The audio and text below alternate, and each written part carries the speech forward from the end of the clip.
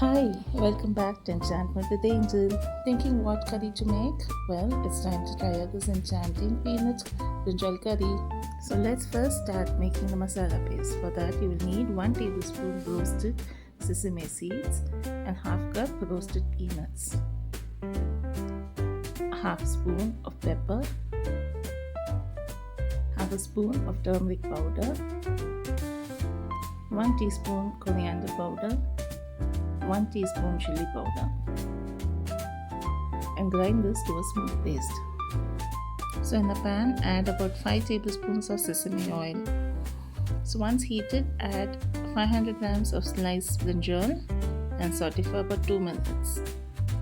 Now set aside the fried brinjal.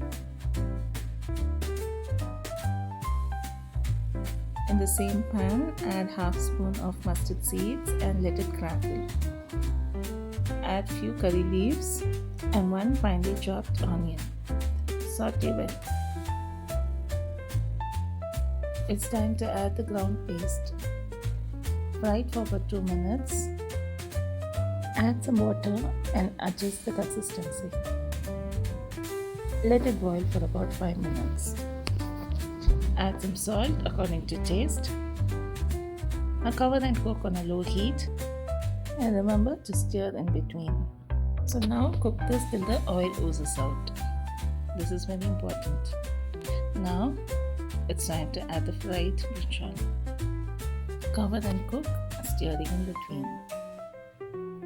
When the brinjal is cooked well, add the extract of 1 small lime-sized tamarind and let it boil for about 2 minutes. To enhance the taste, add a teaspoon of jaggery. Bring it to a boil and your delicious peanut brinjal curry is ready to be enjoyed. Do give it a try to this curry. I'm sure you will be making it often. If you like my recipes, do subscribe. Until we meet again, bye. Happy cooking.